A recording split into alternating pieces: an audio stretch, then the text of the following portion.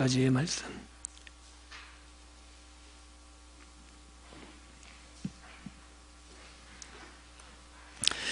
자리였으면 저와 여러분들이 한 절씩 교독하겠습니다. 제가 먼저 읽습니다.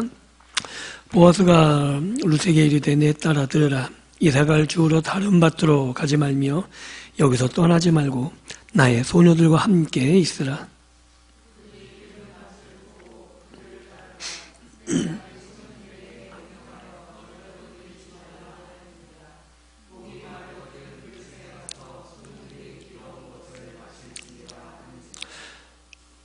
룻이 엎드려 얼굴을 땅에 대고 절하며 그에게 이르되 나는 이방 여인이거늘 당신이 어찌하여 내게 은혜를 베푸시며 나를 돌보시나이까 하니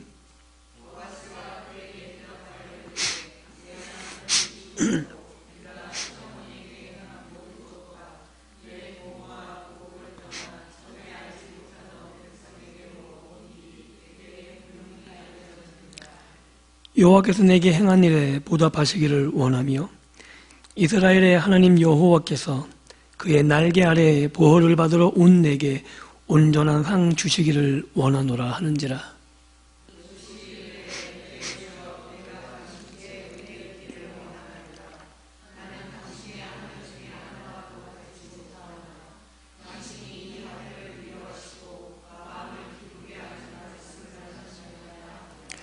아멘.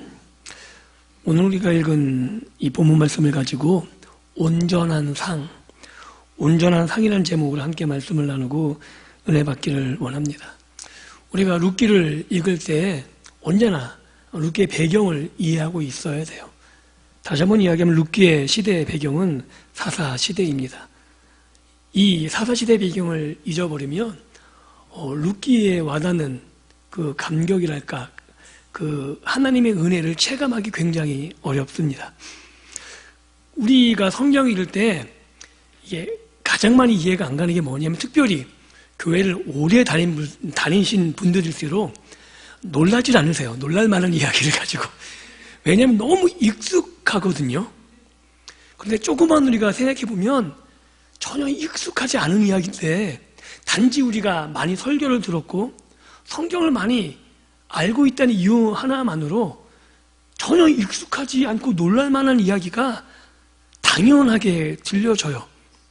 그런데 룻기는 전혀 그렇지 않아요. 왜냐하면 읽을 때마다 굉장히 놀랄 만한 일이 많거든요. 오늘도 룻이 보아스에게 한 이 말이 우리는 그냥 아무렇지 않은데 룻은 굉장히 당황스러운 거예요. 왜냐하면 이 남자가 왜 나에게 잘해주지? 아니에요? 혹시 흑심 있는 거 아니야? 이런 투거든요. 왜냐면 나이가 한 60 넘은 그 건장한 사람이 이방 여인에게 정말 낯설고 그리고 전혀 무엇인가를 기대할 수 없는 여인에게 호의를 베푼다는 게 쉬운 게 아니잖아요. 이 남자가 나를 어떻게 알고 도대체 왜 나에게 이런 호의를 이 배경이 이해되지 않으면 보아스가 한 말이 그리고 그 보아스의 말에 왜 룻이 그 안에서 안식을 누리게 되는지를 우리가 이해하기 어렵게 되는 거죠. 다시 한번 말씀드리지만 이 룻기는 사사시대의 배경이라 그랬어요.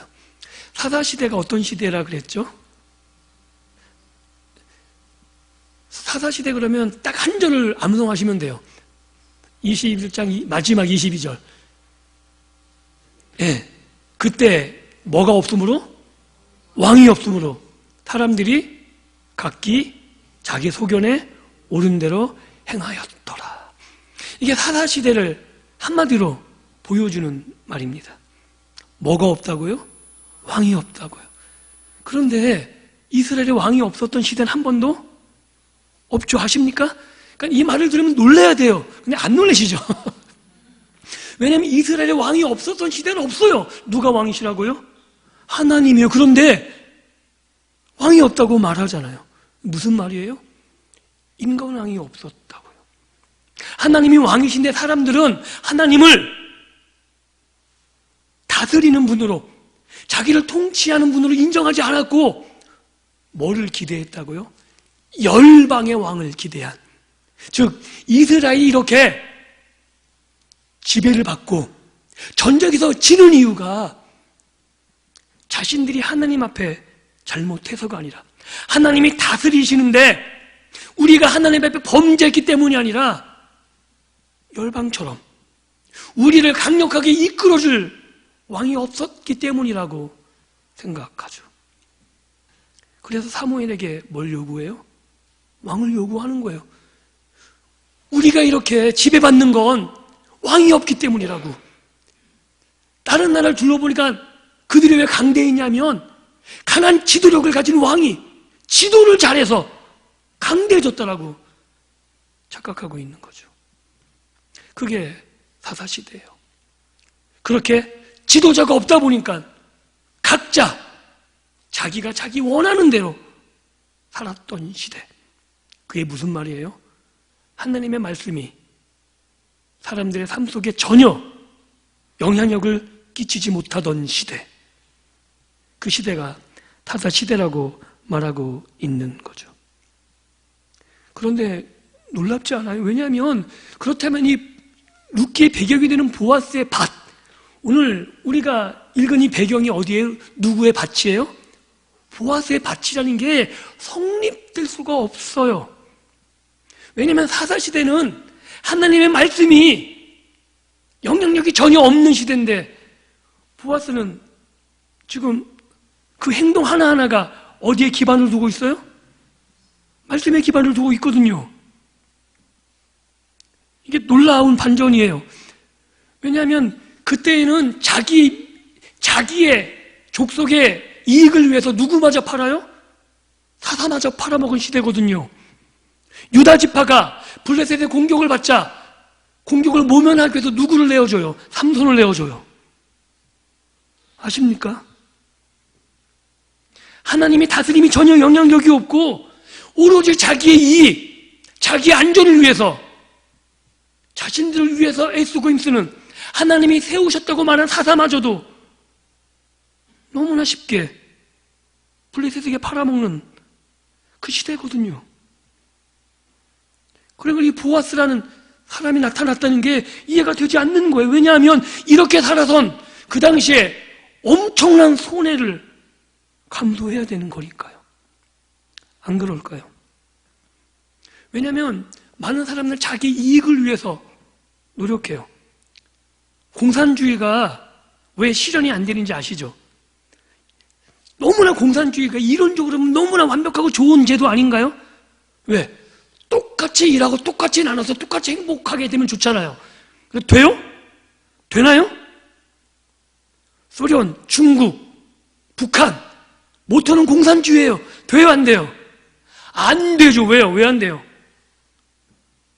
그거를 활용하는 인간이 그렇게 활용을 못해요. 그 눈으로 보고 있잖아요.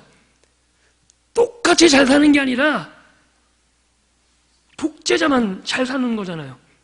말은 공평하라 그러지만 그 공평함을 위해서 억압하고 그 모든 부를 지배 세력만 착취하게 되는 구조가 공산주의를 우리 눈에 뻔히 보잖아요. 자본주의가 왜 잘 되죠? 자본주의가 왜 잘 되나요? 이윤을 보장하기 때문에 잘 되는 거예요. 그래서 내가 번 만큼 내가 가지니까 일할 의욕이 생기는 거죠. 그런데 자본주의는 뭐가 맹점이에요? 내 이익을 추구하기 위해서 누구의 손해를 극대화시켜요? 남의 손해를 극대화하거든요. 이게 균형이 맞지 않아요. 그래서 우리가 늘상 겪는 일이 뭐냐면 베풀어 보셨죠? 남에게 호의를 베풀어 보셨죠? 그 호의를 베풀면 호의로 돌아오던가요? 어때요? 아니, 호의를 베풀면 호구가 되죠. 그죠? 너무나 웃기지 않아요? 내가 호의를 베풀면 그 호의가 다시 돌아와서 그게 공동체 안에서 만연돼서 정말 그 호의 가운데 같이 행복하면 좋은데 그렇게 돼요? 아니에요. 호의를 베풀면 내가 호구가 돼요. 그래서 그 모습을 보면서 모든 사람들은 경각심을 갖죠. 저렇게 하면 안 되는구나. 그런데 지금 우리가 읽은 보아스는 뭐가 되는 길을 걷고 있어요? 호구가 되는 길을 걷고 있어요. 이 아이러니를 어떻게 받아들일 수 있을까요? 우리가 읽은 이 보아스의 밭은 보아스가 다스리는 영역이에요. 즉 누구에 따라서 그 영역에 있는 사람들의 행복이 결정되냐면 보아스에 의해서 결정되죠. 즉 보아스의 통치가 미치는 영역이라고 말하고 있는 겁니다. 그런데 이 보아스가 사사시대의 배경처럼 자기 소견에 옳은 대로 행하는 것이 아니라 무엇에 따라 움직이고 있냐면 말씀에 따라 움직이고 있는 거죠.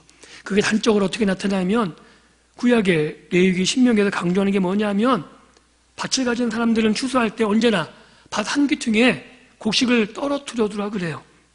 다 추수하지 말고 일부러 곡식을 남겨두라는 거예요. 과수원 있는 사람도 과일을 다 추수하지 말라는 거예요. 왜요? 못 먹는 사람들이 와서 그걸로 먹고 산다는 거죠. 즉 그 당시에 사회복지 제도를 실행하고 있는 거죠. 그렇게 하면 하나님이 복을 주실 거야.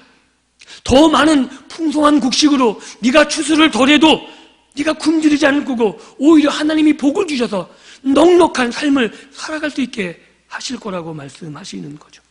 그래서 자기 손해를 감수하는 것, 이것은 누구를 신뢰해야만 가능하냐 하면 하나님을 신뢰해야만 가능한 거예요. 왜냐하면 남을 위해서 헌신한 게 내 손해로 다가온다면 몇 번 하다 말 수밖에 없는 거잖아요. 내가 그만큼 했는데 그것이 나의 이익이고 한 해 뒤에 하다가 포기될 수밖에 없는 환경으로 치닫는다면 할 수가 없죠. 오늘 제가 뉴스를 보면서 좀 울컥한 뉴스를 봤어요. 오랜만에 행복한 뉴스를 좀 접한 것 같아요. 어떤 거냐면 그냥 일반 조그만 식당인데 그 아이들이 급식 카드 있죠. 그 급식 카드를 갖고 온 아이들을 위해서 몇 년째 그 식당에 밥값을 안 올린다는 거예요. 올 한 해만 4천만 원의 적자를 봤는데 도저히 못 올린다는 거예요. 그 아이들의 한 끼, 그게 너무나 눈에 보이는 거니까. 그래서 시작한 게 붕어빵이었는데 그 가격도 못 올려도 그것도 손해래요. 그런데 그런 가게들이 굉장히 많았어요. 그거 인터뷰한 내용을 들었거든요. 그런 가게들은 정말 잘 됐으면 좋겠다는 생각에 기도가 절로 나왔습니다. 잘 돼야 되지 않을까요? 그런 면에서 저는 하나님의 백성들인 여러분들이, 집사님, 권사님들이 하는 일들이 잘 되기를 주님의 이름으로 축복합니다. 왜냐하면 여러분들이 잘 돼야 이 땅에 소망이 있는 거거든요. 이 땅의 사람들은 이윤에 따라 움직여요. 남이 어떻게 되든 관계없이 내 배를 채우면 되는 그 욕심으로 살아가고 그게 원동력이 돼서 자본주의가 굴러갑니다. 뭐라고 말할 수 없어요. 그런데 우리는 알잖아요.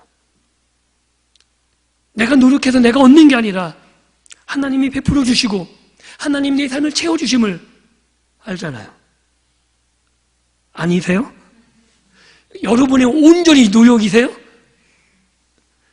그게 아님을 알 때 우리만이 베풀 수 있고 나눌 수 있잖아요. 그렇게 아이들을 위해서 헌신할 수 있는 사람들이 저는 모두 다 기독교인이었기를 희망해 봤습니다. 하나님이 자신을 돌보시는 걸 아는 자들만이 진정으로 그들에게 베풀고 나누고 품을 수 있거든요.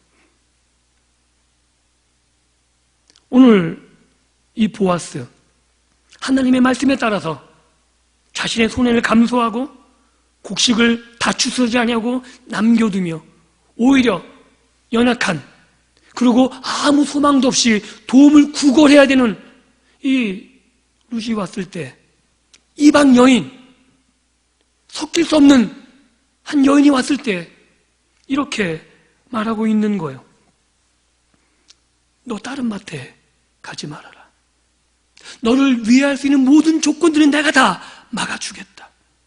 여기서 먹고, 여기서 너의 어머니를 돌보고, 그리고 여기서 안식을 누려라라고 말하고 있는 거죠. 꼭 누가 말하고 있는 것 같냐 하면 하나님이 룻에게 말씀하고 계신 것 같지 않나요? 즉, 이 룻기를 통해서 보아스의 밭에서 이루어지는 룻과 보아스의 내용을 통해서 하나님의 백성들에게 보여주고 싶은 게 있는 거죠. 이게 뭐냐면 아무리 사사시대 자기 이익에 따라서 움직여서 하나님이 통치되지 않는 것 같아서 그렇게 피폐되고 식민지 아래서 고난과 핍박 속에 살아가는 시대라고 말하지만 하나님의 말씀에 따라 살아간다면 바로 그것이 하나님의 다스리심 안에 거하는 안식과 평안을 누릴 수 있는 땅이라고 보여주고 있는 겁니다. 즉, 보아스를 통해서 하나님의 통치가 어떻게 실현되고 있는지, 그 안에 들어온 자가 어떻게 안식을 누릴 수 있는지를 보여주고 있는 거죠. 그런데 룻은 겁이 굉장히 많아요. 처음에 얘기 드렸듯이 왜 이러세요? 나에게 왜? 겁먹을만 하잖아요. 그런데 보아스가 이렇게 대답해요. 나를 안다. 네가 행한 일을 안다는 거죠. 룻이 어떤 일을 행했다고요? 남편이 죽은 다음에 시어머니를 버리고 떠나도 되는데 자기의 유익을, 아마 그게 마땅한 거 아닌가요? 자기의 삶이 있는 거잖아요.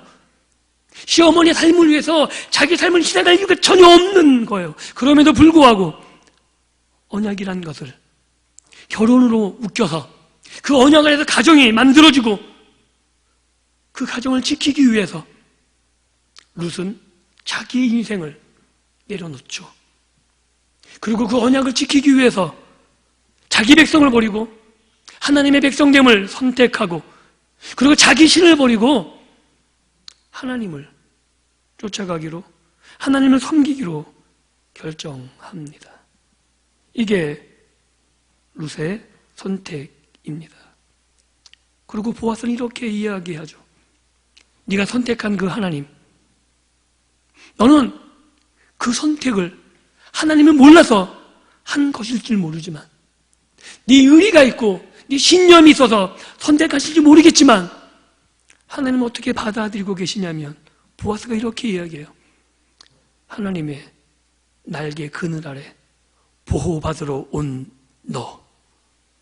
즉, 룻의 선택이 인간적인 선택이 아니라 하나님을 선택한 신앙의 결정이었다고 보아스는 분명하게 말하고 있는 겁니다. 어떻게 보면 오늘 우리들에게 이렇게 말씀하고 계신 것 같아요. 그냥 예배 시간 되어서 기도 시간이라니까 눈도장 찍기 위해서 여기 나왔을 수도 있어요. 아니면 우연히 할 일 없으니까 여기 와보자 라고 말할 수 있어요. 그렇게 생각할 수 있어요. 그런데 하나님은 그렇게 안 받아들이신다는 거죠. 놀랍지 않으세요? 안 놀라세요? 너 여기 왔구나라는 거예요. 기도하기 위해서 왔다는 거예요. 하나님이 그게 기쁘시다는 거죠. 즉, 하나님의 보호 아래 네가 왔구나 라고 우리를 맞아주신다는 거죠. 어떠한 선택이든 어떠한 상황에 몰려서 우리가 선택하고 결정하든 그것이 하나님께로 발걸음을 향하게 하는 것이라면 하나님은 그것을 우리의 신앙의 결단으로, 우리의 신앙의 선택으로 인정하시고 그 보호 아래 들어온 자를 쫓아내지 않으신다고요. 이게 하나님이 보아스를 통해서 룻에게 말씀하고 계신 겁니다. 그리고 보아스가 룻에게 이렇게 말하죠. 여호와께서 내게 행한 일을 보답하시기를 원하노라. 이게 보아스가 룻에게 기원하고 있는 내용이에요. 하나님이 너를 아신다. 하나님이 네가 행한 일을 다 보고 계신다는 거죠. 여러분들에게도 동일하게 하나님이 말씀하고 계십니다. 딸아, 내가 네 행한 거 다 보았다. 내가 다 보고 있고 내가 그거를 하나도 잃어버리지 않고 다 기억하고 있다는 거죠. 네가 아프고 울었을 때 네가 나를 위해서 희생했던 모든 것들, 너의 손해를 감수하고 네가 행한 그 모든 일들을 보고 있다는 겁니다. 그리고 그것이 신앙의 결단으로 여기까지 왔을 때 그것이 전혀 후회되지 않도록, 전혀 그것이 내 삶의 손해가 되지 않도록 하나님이 책임져 주시겠다는 거죠. 그리고 보아스가 또 이렇게 이야기해요. 여호와의 날개 아래 보호받으러 온 너 룻, 너에게 온전한 상 주시기를 원한다라고. 오늘 설교 제목을 온전한 상으로 잡았습니다. 왜냐하면 이 온전한 상이 좀 뭐라 그럴까요? 좀 설명하기는 어렵지만 좀 단어적으로 이런 거예요. 샬롬이라는 거예요. 온전하니 완성되는 샬롬을 어원으로 하고 있어요. 즉 하나님이 너에게 샬롬을 주실 거라고 말하고 있는 거예요. 그러니까 룻이 바라는 샬롬은 뭐겠어요? 룻이 바라는 샬롬은 내가 어머니를, 즉 부모를 버리고 자기 고향을, 그리고 자기 나라를 버리고 떠나온 이곳에서 참된 안식을 누리는 게 소망 아닐까요? 온전한 가정을 꾸리고 그 가정 안에서 시어머니를 봉양하며 그 안에서 내 선택이 옳았음이 드러나는 것, 이것이 룻의 소망 아닐까요? 그 소망이 그대로 보아스가 이야기해요. 하나님이 네가 기대한 것, 너에게 샬롬을, 너에게 참된 안식과 네가 원하는 그 바라는 소망, 그것이 온전히 이루어지기를 원한다라는 거죠. 제가 잠언을 한번 설교하면서 그런 이야기를 드렸을 거예요. 잠언은 지혜를 구하는 건데 그 지혜 다음에 나오는 게 뭐냐 하면 언제나 음료라고 그랬어요. 기억나십니까? 아빠가 아들에게 지혜를 막 얘기한 다음에 그 다음에 나오는 게 음료 조심하라는 거예요. 음료. 음료를 조심해라. 음료가 얼마나 막강 세력인지 너는 지혜하고 음료하고 구분 못해. 이게 문제거든요. 그래서 아빠가 마지막 권면하는 게 뭐냐면 네가 음료를 선택하지 않고 지혜를 선택하는 방법은 딱 하나 있다는 거예요. 그게 뭐냐면 여호와를 경외하는 것. 네가 지혜를 추구하면 음료를 만나게 될 거고, 네가 행복을 추구하면 불행을 만나게 될 거고, 네가 원하는 소원만 추구하면 너는 결국 멸망으로 가게 될 건데, 왜냐하면 그 음료가 워낙 막강해서 네가 원하는 지혜처럼 나타내고 네가 원하는 행복처럼 나타나고 네가 원하는 소망처럼 나타나서 너를 결국 음료의 길, 남자가 음료에게 이끌려 아무 저항도 못하고 소가 푸죽간으로 끌려가는 것처럼 끌려가게 될 터인데, 네가 하나님을 경외하면 지혜를 만나게 될 거고, 네가 하나님을 경외하면 참된 행복을 만나게 될 거고, 네가 하나님을 경외하면 너의 소망이 이루어진다라고 말하고 있는 게 잠언이에요. 오늘 이 보아스가 그런 거죠. 네가 원하는 소망을 쫓아서, 네가 바라는 행복을 쫓아서 네가 살아간 게 아니라 네가 언약을 이루어가고 네가 하나님을 찾았더니 하나님이 보아스를 통해서 너의 소망을, 하나님이 너에게 샬롬을 줄 거라고 말하고 있는 거죠. 그래서 룻이 이 보아스의 말을 듣고 온전한 샬롬이 하나님을 통해서 이루어지는데, 그게 누구를 통해서요? 보아스를 통해서. 그 사실을 알게 되니까 마음이 놓이게 되는 거죠. 이 사람이 흑심을 푸는 게 아니라 정말 하나님이 여기에서 기다리고 계셨고 내가 선택한 모든 것들이 우연이 아니고 하나님의 간섭하심이었고 하나님이 나에게 이제 상을 주시는구나를 루시 확인하고 있는 겁니다.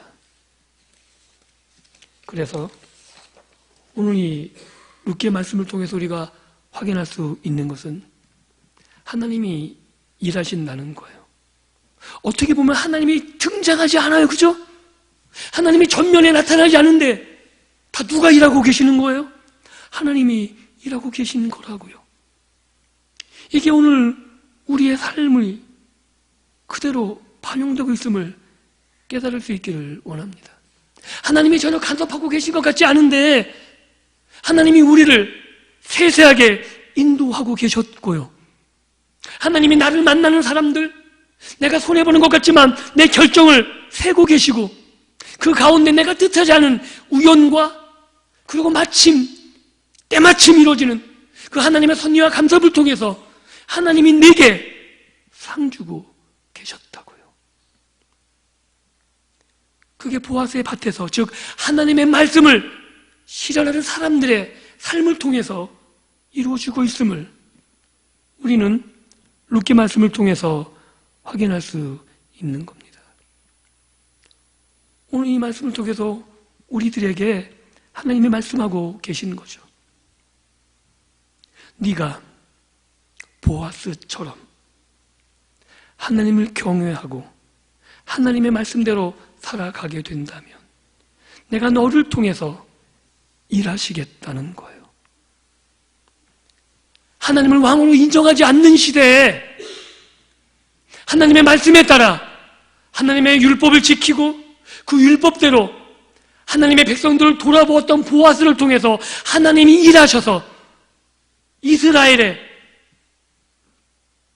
다윗이 태어나죠.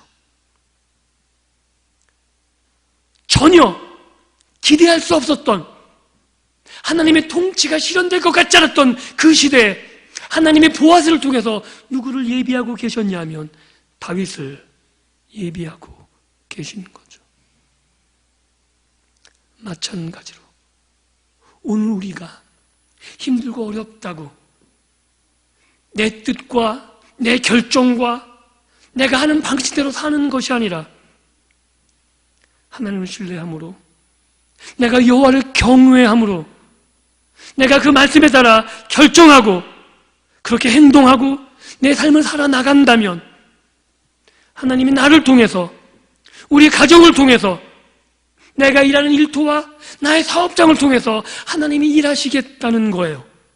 그 일들을 통해서 하나님이 많은 것들을 예비하실 것이고 하나님의 놀라운 구원의 역사가 펼쳐져 나간다고 말씀하고 계시는 거죠. 사랑하는 성도 여러분, 하나님이 일하고 계심을 경험하고 싶지 않으십니까?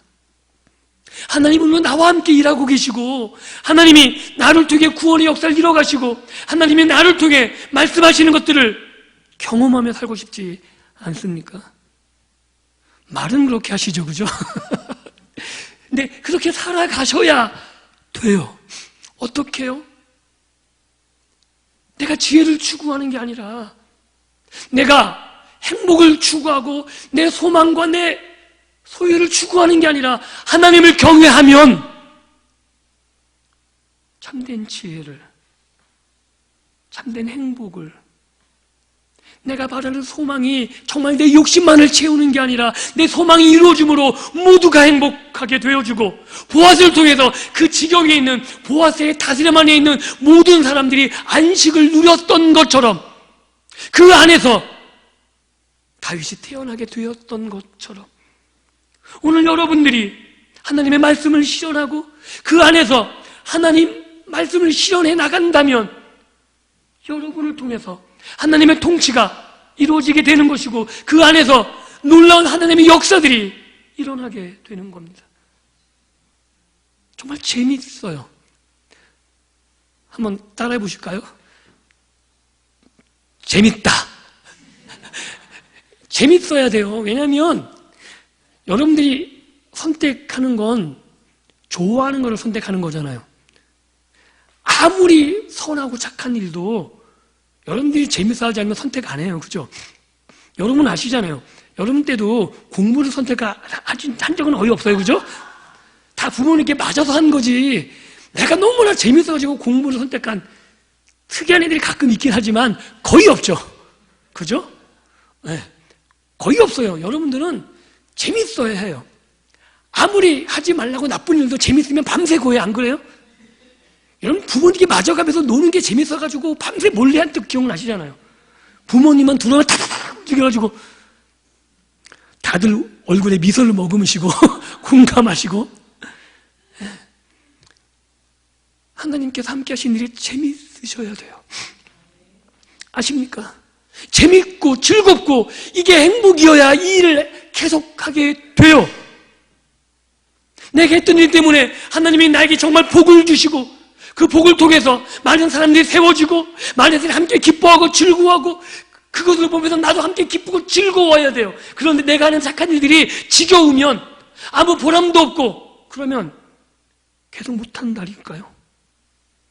아십니까? 그냥 예수님만으로 만족하라고요? 내가 착한 애인데 아무도 몰라줘서 나만 그냥 마음에 뿌듯하면 된다고요? 안 돼요. 지속할 힘이 없어요. 보아스를 통해서 우리가 할 수 있는 것, 우리가 진정 여호와를 경외하면, 우리가 하나님 말씀대로 실현하고 그 안에서 우리가 하나님의 통치를 실현하면 그 삶이 재밌다고요. 참된 기쁨과 참된 즐거움이 우리 안에 넘쳐나게 되고 그게 나만 기쁨을 누리고 즐거운 게 아니라 그 안에 있는 모든 사람들이 함께 기뻐하고 즐거워하게 되는 거죠. 한번 여쭤보겠습니다. 옆에 사람들을 바라보시죠. 째려보지 마시고요. 옆에 사람 바라보시면서 막 즐거우십니까? 한번 말씀 좀 나눠보시죠. 저는 당신이라고 말하지만 다들 이름을 아시니까 누구누구 권사님 이름을 불러가면서 당신을 보니 제 마음이 즐겁습니다. 한번 해보시죠. 안 하시는 분은 뭐야? 안 즐거우세요? 다시 한번 눈을 마주치시고 한 분을 딱 찍으셔서 자, 다시 한번 당신을 보니 내 마음이 즐겁습니다. 근데 왜 안 웃으세요? 억지예요? 교회가 그런 것도 돼야 되지 않을까요? 이번 주일날 보겠습니다. 들어올 때 저를 보는데 안 웃는다 그러면 안 즐거운 거예요. 서로 눈을 마주쳤는데 웃으셔야 돼요. 그러니까 여기 오는 게 즐거워야 돼요. 시간이 남아서 오는 게 아니고 오고 싶어야 되지 않을까요? 이곳에 오면 하나님의 통치가, 이곳에 오면 하나님의 다스림이 경험되어져야 되고요. 이곳에서 우리의 소원의 기도들이 내 욕심을 채우는 게 아닌 것을 알기 때문에 내가 기도한 기도가 이루어짐이 공동체가 행복해지는 것이고 우리의 가정이, 내가 일하는 일터가, 나의 사업장이 함께 누리는 그 즐거움이 있는 곳임을 알기에 우리의 기도가 즐거워야 되는 거죠. 이게 보아스를 통해서 하나님은 우리들에게 말씀하고 싶어 하시는 부분입니다.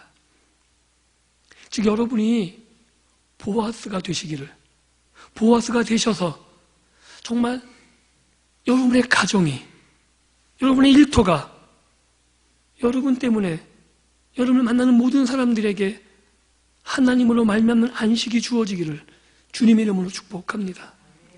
그리고 이곳에 와서 내가 힘들 때 그런 보아스와 같은 자들을 만날 수도 있기를 주님의 이름으로 축복합니다. 교회가 그런 곳이거든요. 우리는 자꾸 어떤 착각을 하냐면 하나님이 일하시면 그냥 하늘에서 막 그냥 뭔가를 던져주실 것처럼 착각하시는데 아니에요. 만약에 그랬다면 여러분들 잘 때마다 하늘을 보셔야 돼. 갈 때마다 왜 하나님이 돈 떨어뜨려 주시나 아닌가.